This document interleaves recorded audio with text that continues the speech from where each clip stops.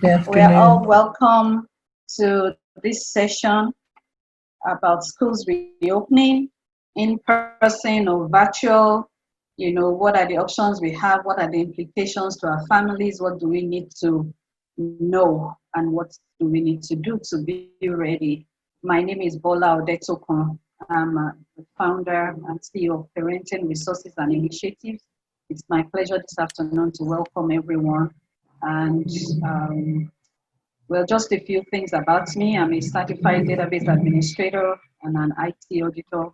I've worked with a few consulting firms in IT. I currently work in the automotive industry. A graduate of the Obafemi Awolowo University, the Federal University of Technology, Akure, and Walden University.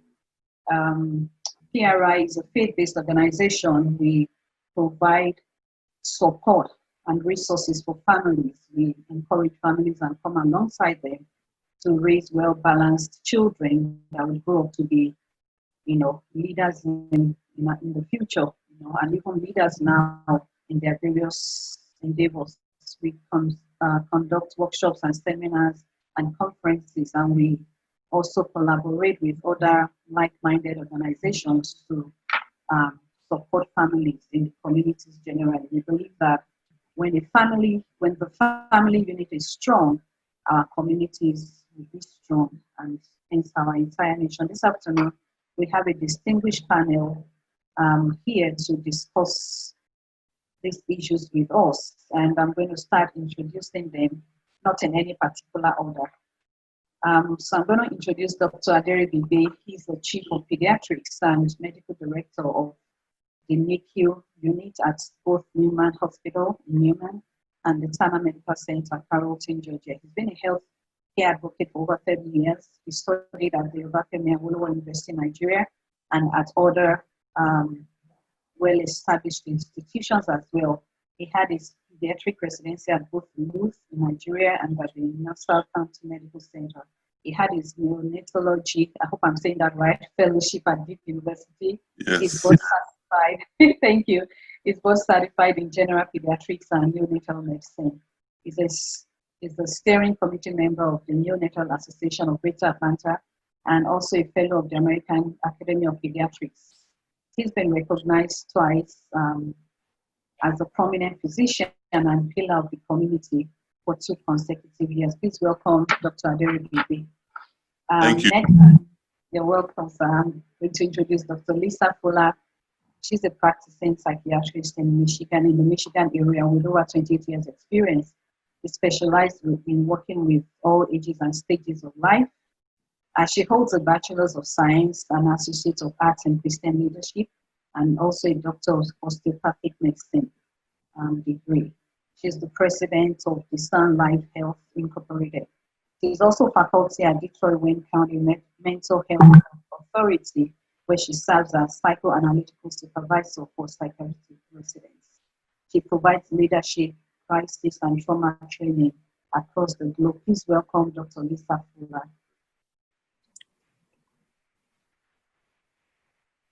Next, I'm going to introduce Ms. Bethany Horn. She's a school counselor at Parkview High School in Gwinnett County Public School District. She graduated from Georgia State University with a Bachelor's of Science in Psychology, and she's worked in the mental health field at the Devereux, Georgia Treatment Network in Kennesaw. She obtained a Master's of Education in School Counseling, and she did this to, in order to be able to work with adolescents and also serve children in a preventative manner. Not many people will leave, the private sector to go back to the public sector, but that tells you where her passion is. She's a nationally board certified counselor, and she's also certified in applied suicide intervention skills training. She's a member of the American School Counselor Association as well as the Georgia School Counselor Association. She's also a firm believer in the importance of mental wellness for student success. She works with students from a holistic perspective. Please join me in welcoming Ms. Bethany Horn. Next is Professor Akinyemi. Professor Akinyemi is a political science and international affairs professor. She's the director of the Center for African and African Diaspora Studies at Kennesaw State University. He holds a Bachelor's of Political Science from State University of New York, a Master of Political Science from Southern University, Baton Rouge, Louisiana, and a PhD in International Studies from the University of South Carolina. He's a faculty advisor for the African Students Association and the Model African Union Chief. He teaches courses on international relations of Africa, comparative political systems, development policy and politics, and American governance. He also designs and implements a variety of campus and community outreach programs every year as part of his work at the center. Please welcome Professor Akeyemi. And this afternoon, this discussion is going to be moderated by Ms. Bola Adeshiri. She's the managing consultant and the CEO of Sigus Consulting Group. She's also an alumnus of the David Satcher Community Health Leadership Program. She's an added proponent of the community service and quality healthcare accessibility for all. She holds a Bachelor's of Science degree in Chemistry and Biology, a Master of Science degree in Microbiology, and a Master of Business Administration. She's a co-author of publications in scientific and healthcare journals. She's also a certified project management professional as well as a certified Scrum Master. So please welcome Ms. Bola Adeshiri. And just before I hand over to her, just some ground rules.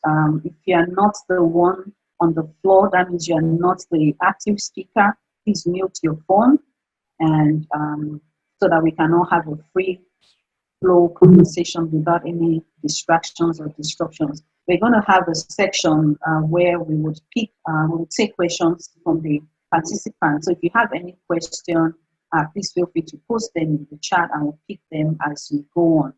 Again, you're all welcome to this discussion. We hope we all get to learn something that would help us, especially for those of us who are parents or those of us who are teachers, something that will help us as we all decide whether we want to allow our children to go back to school in person or we want to choose the online option, and whatever that means for us as a family. Once again, you're all welcome. Thank you. Over to you, Mr. Adeshiri. Thank you very much. Let me also say welcome for our program today, which is Reopening Schools, in person versus virtual, what we all need to know. If the host, co-host will please give me the ability to share my screen. Thank you.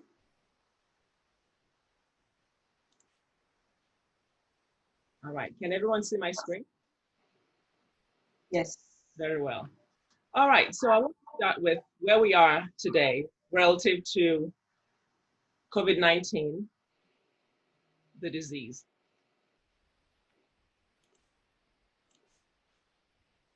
So these are the facts as they stand today. And this data is from the CDC website. For the United States, this is the breakdown relative to ages, this in terms of COVID-19 deaths. The percentages of death, they gave it the numbers, and I actually went ahead and calculated the percentage relative to age. And you'll see that the numbers, the percentage begins to increase when you get to 45 to the 54 years of age. It's 5.1% of the total deaths. And from ages 55 to 64, it becomes 12%. 20% of the deaths are age 65 to 74, and then it increases in terms of the percentage of death. And this data is as of the 25th of July. This is the date, the data from February this year till July 25. And this is the data for Georgia. And again, it seems to be a similar trend. From ages 45 to 54, the percentage total of death is 6%. And then from 55 to 64, it's 13%. And then it increases from there. So we see a significant jump from ages 45 and above. And this is data from the Georgia Department of Health. And this is what was reported as of the 31st of July. So in Georgia, we have 186,000 confirmed cases, over that, over 186,000 confirmed cases, and over 3,752 deaths, and hospitalizations are over 18,000, and we have ICU admissions that are over 3,000. So I thought we should begin with the facts. Now, the Texas Medical Association did a study, and I'm going to zoom this because I know it's a lot of information that they have placed in on one slide. I'll move it so you can see. So let's begin with the facts, if you will.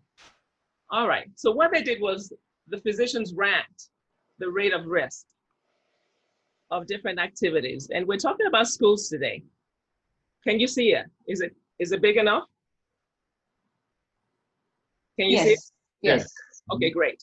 So we're talking about schools today. And if you look at this right here, let me find schools.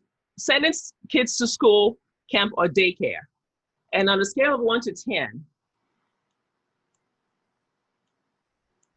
they have ranked that 6. The risk that they've assigned to that is 6. So I wanted us to start with the facts before we begin our discussion today.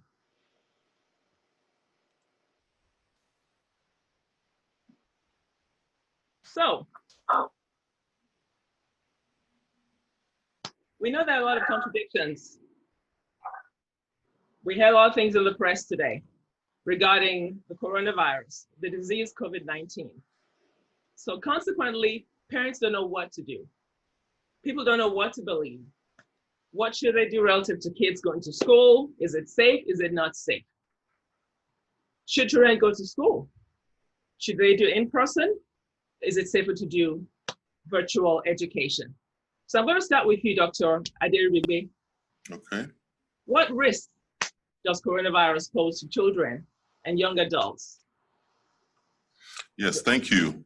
As you had mentioned, the risks of severe disease in children, thankfully, is not as pronounced as that in adults.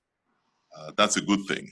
Having said that, we know that kids could still come down very sick with what's termed a multiple system inflammatory condition from COVID. Not very common, but it does happen every once in a while.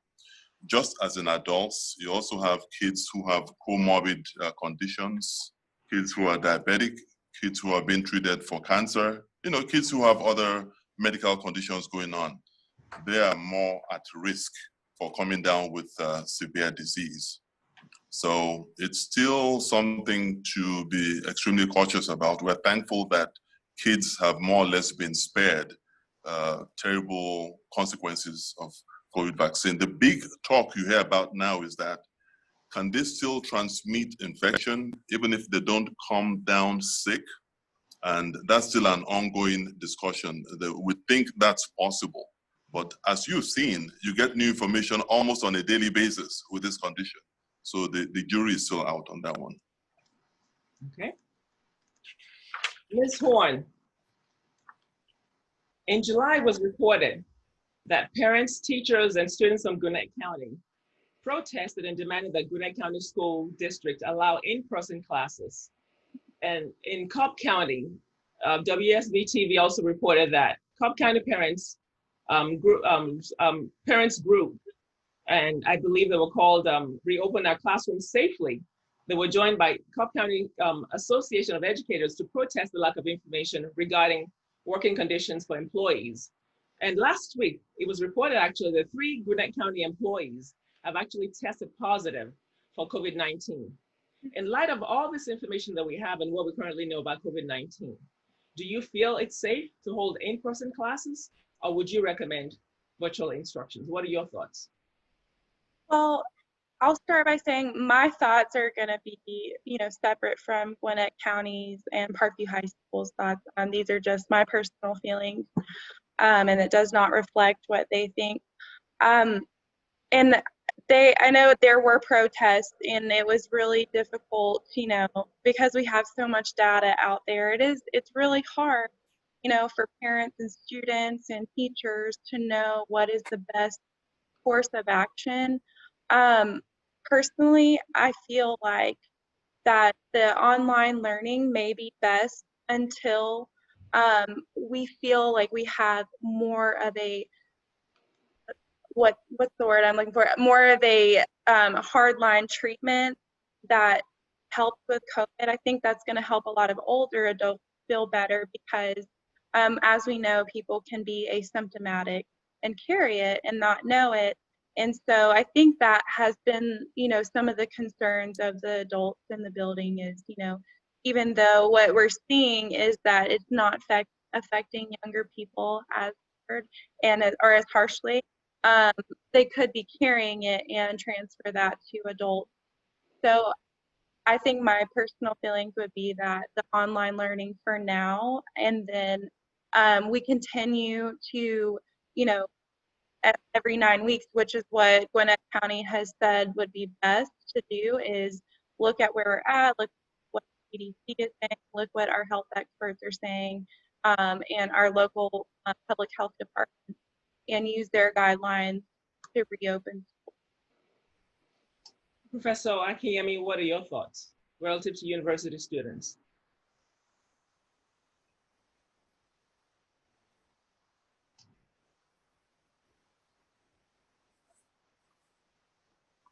Would you please unmute yourself? Thank you. All right, sorry. There is no consistency in terms of what we're getting from the federal and state level. And here in Georgia, we have different school systems with different policies. In Cobb County, where I live, I was on their website yesterday, and I was glad to see that they're doing all online for this school year, at least for this semester. I don't know if it's going to go through in the spring. And they have a lot of resources on there for parents and teachers and students to use. I also, because we're in an election year, the whole thing has been politicized. So what do we do? As a parent, I would say you have to make that decision. As long as we still have these rising levels of infection and we don't have a cure, we don't have a vaccine, first option will be keep your kids at home and do online. Now, you may not have that choice depending on which school system you are in. But my first preference would be to do online for now until we really know what's going on. As Dr. Adedigbigbe just mentioned, we have new information coming out every day. Just a couple of days ago, Dr. Fauci was saying on CNN that although kids are less likely to be seriously ill from this virus, but they also carry 10 times virus load in their noses, 10 times more than adults.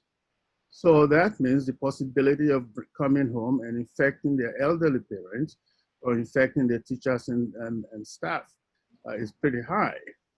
So we're in a situation right now where you really will have to make the best decision for yourself. And from my standpoint will be keep the kids out of school right now and do online.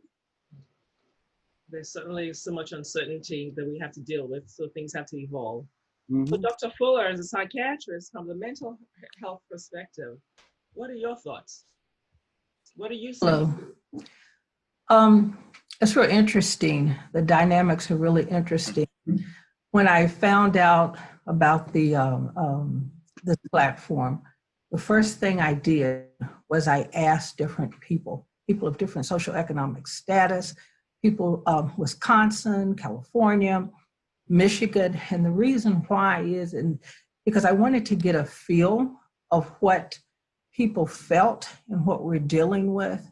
I've read the literature, I've seen the statistics with respect to the lower percentage of children affected, but of course we know about the comorbidities.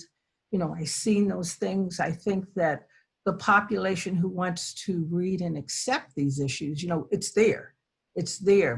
But I think also that we're dealing with two other issues. One is socialization, and what are the children doing at home? Or is there structure at home? Is there food? Is there an incidence of child abuse? Now let me flip.